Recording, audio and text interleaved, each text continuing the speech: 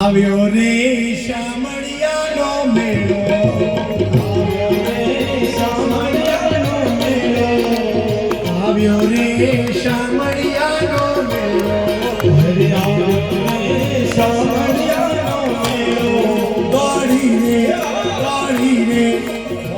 રે ગજાવા હર શામળિયા, દોડી રે ગજાવા હર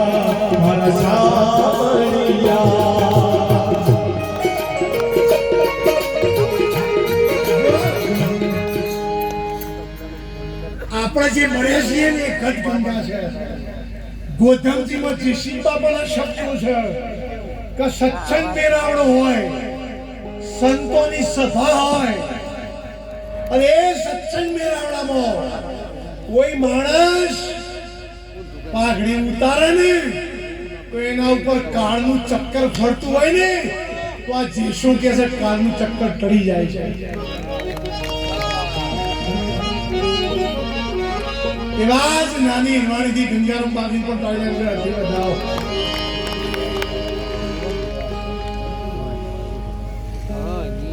અને એ જ જીસી બાબાના શબ્દો છે, જેની ઓખમાં અમી એને દુનિયા, એ જેની ઓખમાં અમી એને દુનિયા ગમી, અને જેની જીભમાં અમી એને દુનિયા ગમી. જેનો ભાવ સુધર્યો એનો, અને જેનો ભાવ બગડ્યો એનો ભાવ બગડ્યો.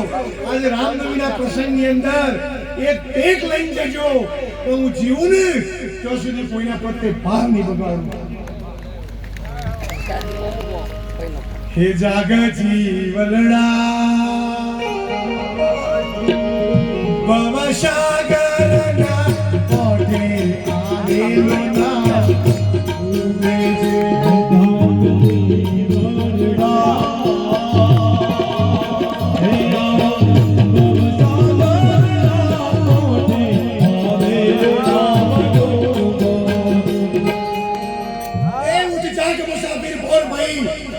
मुसाफिर और भैया बहन ने कहा जो सोवत है सो खोवत है, जागत है सो नरपावत है.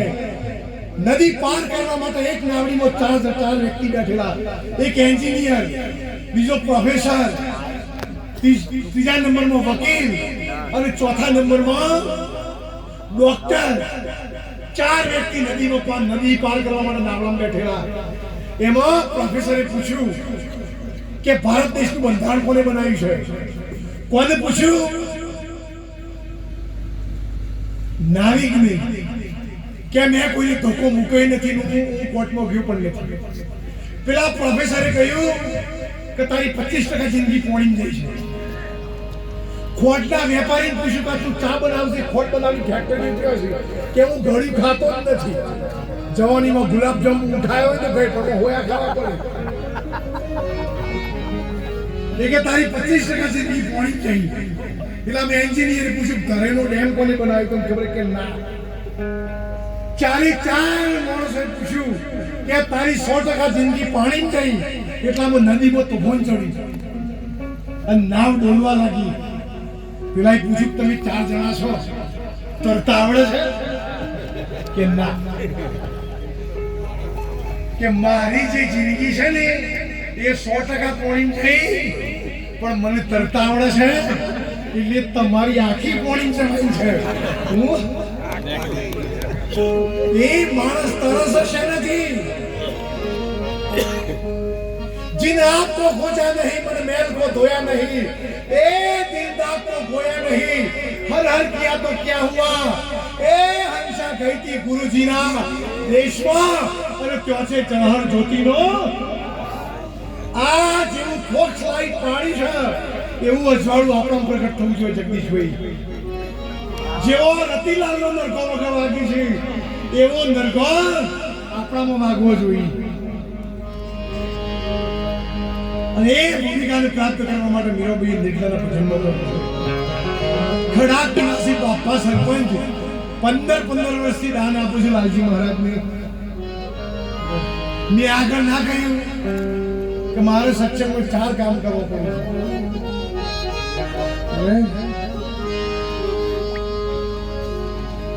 આવો નીડલો એ લગાડ્યો રે બાયો અમને. આપણે ભજનમાં જઈએ કે તો ગીત જેવો ભજન ગોસાય, ચીલા ચાલુ ભજન ગાવાની શું જરૂર છે? અને આમ તો ખબર જ નથી પડતી કે આ તો નાચવા માટેની પાર્ટી છે કે રોમદીપીનો ભજન છે. 100 બહેનો નાચવા માટે ઊભી થઈ હોય. વાહ ભાઈ વાહ. હનુમાન જયંતિની લાલજી મહારાજને આમંત્રણ આપ્યું છે. અમરદાસજી મહારાજ, અમારે સંજયરામ મહારાજની, અંકિત મહારાજની, કોનજી મહારાજ તાળીના અડધી વધારે. બોલો શ્રી કૃષ્ણ દેવની.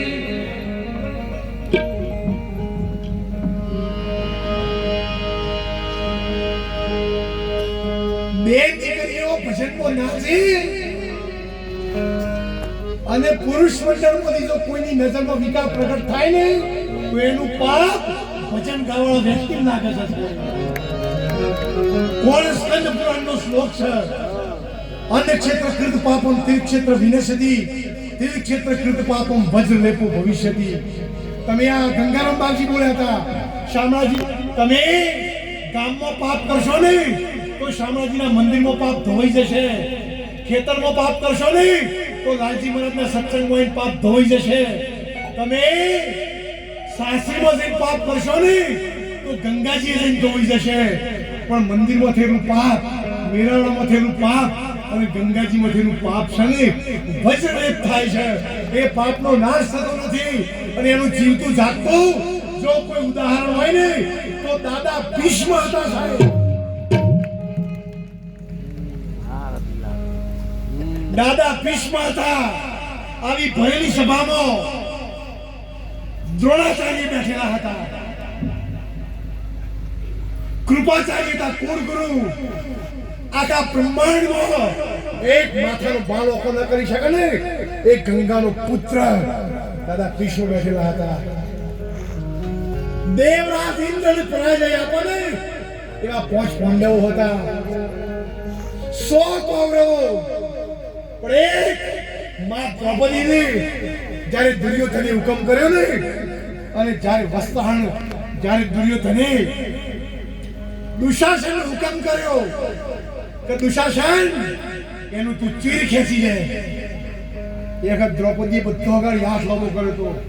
ઉપર બેઠેલા સંતોને મારી વિનંતી છે, કવર ના મળે તો દ્વારકા દરિયામાં જાય.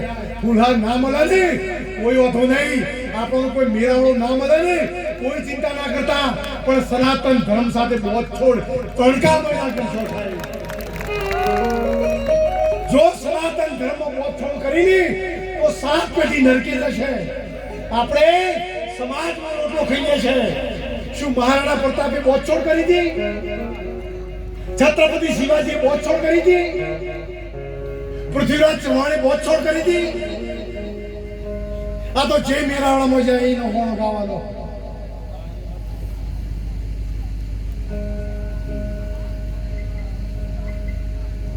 અને મહારાણા પ્રતાપની વાત કરું, આ બોડી છે ને, આ બોડીમાં 10મું દ્વાર છે.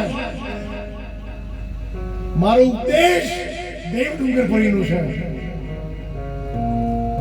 અમારા પાસે સંપત્તિ ઓછી છે, ફોર્ચ્યુનર ગાડી નથી, મહામંડલેશ્વર નથી, જગતગુરુ નથી, પણ આખા ભારતના તમામ સંપ્રદાયના સંતો ભેળા થાય ને તો એ લાલજી મહારાજ ટક્કર લેવા માટે તૈયાર છે.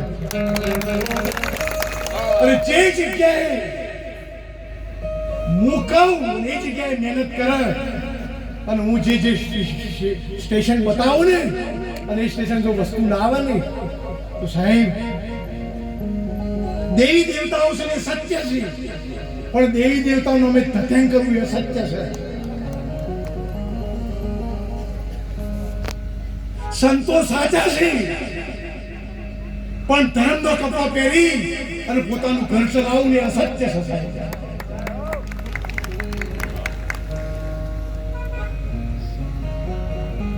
એ જ મહારાણા પ્રતાપે કહ્યું હતું, કોને ચેતક ઘોડાને જ્યારે હલ્દીઘાટીના યુદ્ધમાં 20,000 રાઠોડ કુંડા રાજપૂતોનું બલિદાન થયું એ વખત મહારાણા પ્રતાપે ચેતક ઘોડાને કહ્યું હતું કે હે ચેતક ઘોડા, મારા જીવનમાં મેં એકલિંગજીને બાપ કહ્યો છે.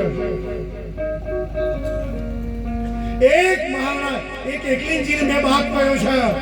એક મને જેને જન્મ આપ્યો મેં ઉદયસિંહ બાપ કહ્યો છે. ત્રીજા નંબરમાં બ્રહ્માંડમાં ઉગશે સૂર્યને મેં બાપ કહ્યો છે. ચોથા નંબરમાં મેં ભારત આ મેવાડની જે જનતા છે ને એને મેં મારો બાપ કહ્યો છે. ધૂપ ધજાન શ્રીફળ પર કયા રાજકીય નેતાને ચડે? કરોડો રૂપિયાનો કમ્પાઉન્ડ કરે ને એ નેતાને કદી ધૂપ ધજાન શ્રીફળ ના ચડે. મહારાણા પ્રતાપ જેવા અને નરેન્દ્ર મોદી જેવા પુરુષોને છે ધૂપ ધજાન રાજકીય વિષય નથી. અમારા બિપિનભાઈ ભવનભાઈ સાહેબને પૂછો, જે દિવસ 20307 સીટો આવી ને આ સમય ધાબા ઉપર છે ને 2500 નો ફટાકડો લાલજી મહારાજે ફોડ્યો હતો કે બાબુજી એનું કારણ શું? કે આ જે વ્યક્તિ બેઠે છે ને ભારત દેશનું ભલું કરે છે.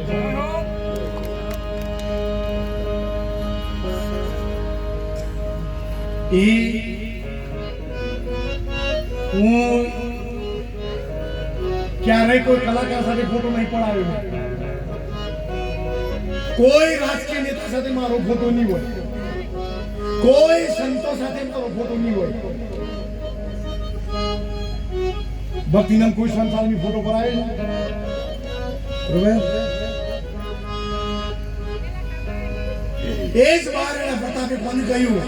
ચેતક ઘોડાને કે મેં મારી મેવાડની પ્રજાને મેં મારી બાપ કહી છે, પણ હે ચેતક ઘોડા, આજે તું આ હલ્દીઘાટીના યુદ્ધમાં હું તને બાપ એક પશુનો બાપ કહું છું.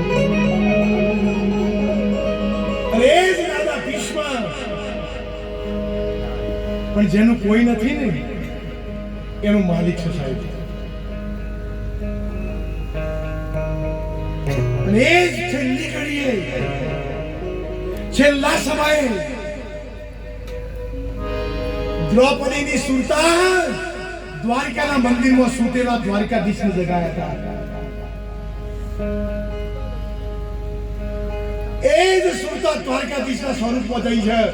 દ્રૌપદીના હાથ ધરશે અને દ્રૌપદીએ એક હાથે સાડી પકડી અને દ્રૌપદી કાળિયા દ્વારકાધીશને કહે છે કે હે દ્વારકાધીશ, જ્યારે શેરડી છોડતો ઓગળી કપાણી તે મેં 1.25 લાખ રૂપિયાની સાડી ફાડી તમને પાટો બોધ્યો હતો. તમે મારા ભાઈ છો. એ સુરતા પહોંચી અને દ્વારકાધીશને કૌરવ પાંડવની સભામાં પ્રગટ કરી 999 ચીર પૂર્યા હતા. આપણે ખાટલામાં સૂતા હોઈએ, સૂતા સોમણિયાના ચરણોમાં સૂતા રાખજો. બેન દીકરીઓને વિનંતી છે, દૂધ કાઢતા હોઈએ તો રામ રામનું સ્મરણ કરીએ, થાય તો 11 ઉપવાસ કરીએ, તુલસીના કેળાને પાણી પીએ, આપણા ઘેર કોઈ સાધુ સંત આવે એની સેવા કરીએ. બરોબર? મારા સત્સંગનો ટાઈમ અહીંયા પૂરો થવા આવ્યો છે. બરોબર? આટલા ઊંચા અવાજમાં બોલવું ને કાઠું છે. અને સુરતા જાગ્યા પછી માલિકના ઘેર જ જાય છે. હે સુર લાગી જેની જો વતન પ્રશ્ન પૂછું, ભગવાન રામચંદ્ર સરયુ નદીમાં સમાયા પછી કઈ જગ્યાએ ગયા છે? સુરતાવો લાગી એની બ્રહ્મણાવો ભાગી, સુરતાવો લાગી એની બ્રહ્મણાવો ભાગી, લાગી રે એક સંત પ્રહલાદ, સુરતાવો લાગી એક સંત પ્રહલાદ.